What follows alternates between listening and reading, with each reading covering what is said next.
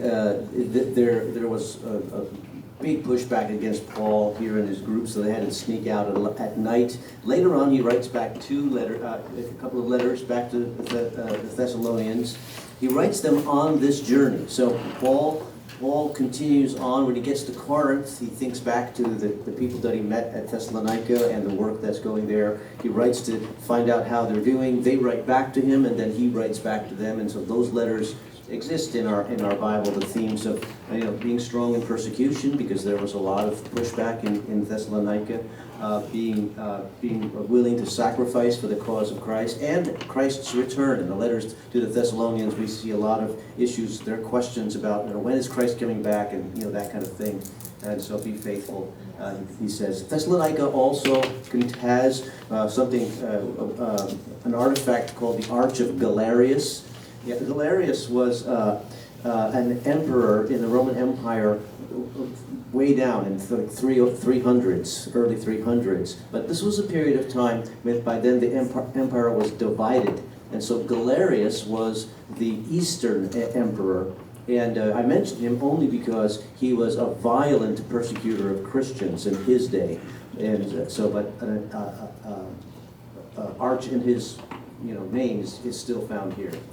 In Thessalonica, we'll also probably be able to at least talk about something that's unique to many people, and that is an Odeon. An Odeon is a very small theater. If you saw the movie from Philippi, you saw the theater there. That's a kind of mid-sized theater in Philippi. An Odeon is very small, and for many years, the archaeologists didn't understand what is this. It's the same look as a theater, but it's so small. It turns out these were specially constructed for like poetry recitals and musical groups and things like that. Where in a big theater it would be just too much space, but that was constructed for, and so that was news. He talked about Berea.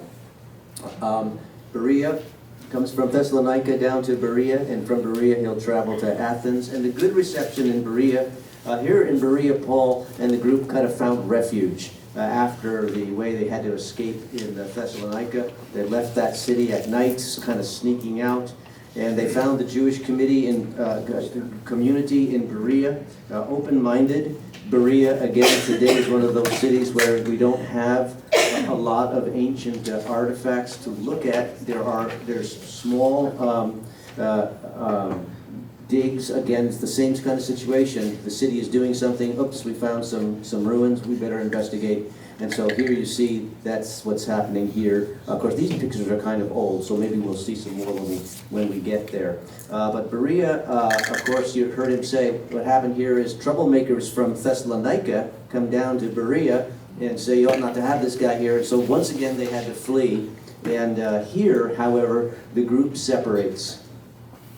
And Timothy is left here, and Silas is left here, and Paul moves on from here by himself to Athens. Now the question is, where is Luke? So Luke stops being mentioned. He's not listed anymore. He's writing the gospel, the book of Acts. So there's kind of a 50-50 as to whether or not Luke stayed with Timothy and Silas in Berea, or just kind of went on with Paul and was a silent chronicler of what Paul was doing. I happen to go with that theory, because Luke was not a Jew, and the respondents in Berea were initially and strongly the Jews. So Paul would move on to Athens after Berea. Like I said, there's not much at this site, and there is no letter back to Berea that we can find. But it was one of the more successful cities for Paul's ministry. After this, he moved on to Athens, by far the most famous ancient city along with Rome. Wealthy Romans sent their children to be educated in Athens, for the philosophers and the culture and so forth. This was the place where the first stab at democracy was had.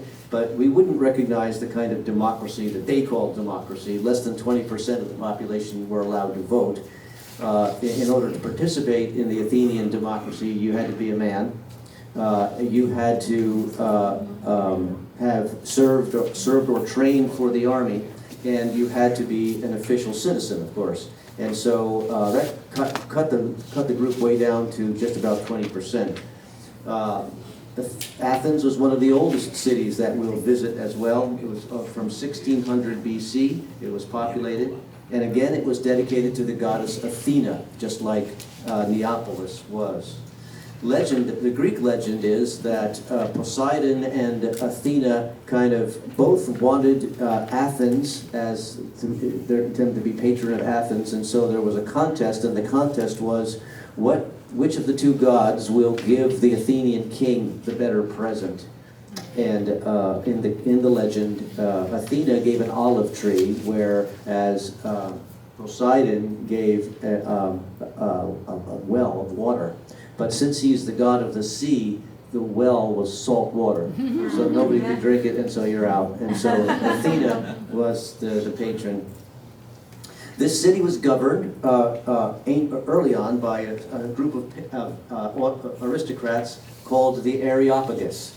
It's still called that in Paul's day. We mentioned again, the Areopagus is the hill of Ares. And so the governmental group just took the name of the place where they met, the hill of Ares, and they were called the Areopagus. Well, when the Romans took over, Latin came in, and so the god of war for Greeks is Ares, the god of war for Romans is Mars, and so we refer to it, like Paul would have referred to it, as Mars Hill.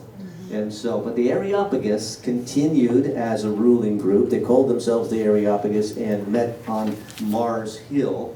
But by Paul's day, they no longer had political power. Obviously, the political power was with Rome.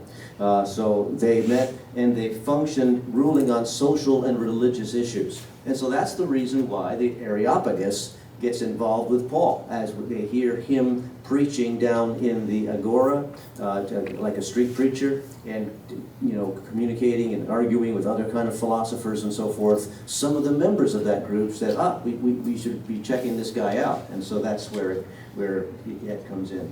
Athens, of course, was a favored city of the Roman Empire. A lot of the buildings that we'll see in Athens are actually Roman. Roman theater and these kinds of things, because it was favored by Hadrian, who built many structures in Rome. Hadrian, he was an emperor around the early 100s AD, and it was also favored by Constantine. Now we're up in the 300 AD, but the way that Constantine chose to favor Athens was when he built Constantinople, and he basically robbed all the Greek cities of their statues and so forth to decorate Constantinople. He didn't rob Athens. So he honored them in the breach there and just left them alone. So by the time Paul gets to Athens, the Roman historian Horace calls this a vacua city, an empty city. It's probably a population of only 25,000 people. That's compared to Thessalonica, it was 200,000. Because it really removed itself from the political affairs. Athens decided, there was some rebellion early on in the Roman incursion into Greece, but they were soundly defeated again and again, so they decided, we're not going to fight Rome anymore. We're just going to do our philosophy, do our schools, have our culture, and basically a lot of the population needed to move away because they couldn't be involved in all that kind of stuff. So Paul comes to Athens and he preaches in the open air agora at first. The agora is on the bottom of the Acropolis there. Acropolis is the Athenian Acropolis, was not built as a religious site. It originally, and all acropolises are not predominantly built as religious sites. That it simply means high city. Or elevated city. An acropolis in an ancient city was built as a defensive place, so that when a struggle would be happening, a war would be happening, the women and children could flee to the Acropolis, close the doors where the guys went out and fight. And that's what this Acropolis was originally built for.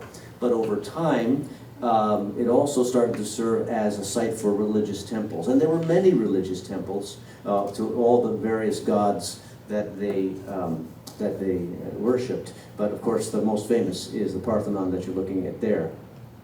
Paul, going through the town, saw what he identified at, or what was identified as the altar to the unknown God. And that gave him a jumping off point when he addressed the Areopagus to talk about, well, I'm going to tell you about this God that you don't know about.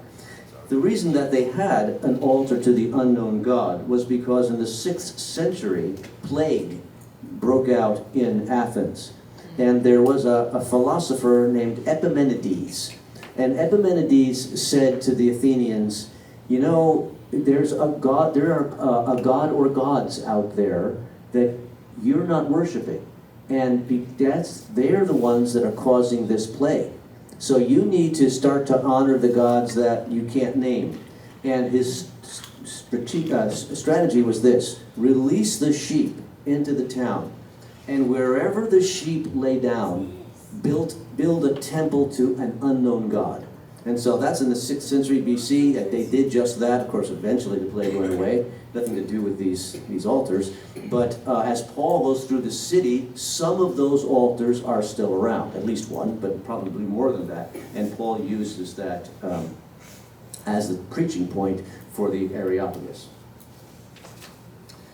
The most obvious feature of Athens, of course, is the Acropolis. I told you about it means upper city or upper area, and it came to be used as a religious site. There's some guy standing next to it. We'll be lucky if we are that low of a crowd when we're there, because this is a very popular site. That's Mars Hill. That's near the Areopagus. And it's obviously just a rock, okay? There was a structure here at some point, but now that has all been, over time, removed. It's just a rock. These women, see the people on the top, though they're on Mars Hill.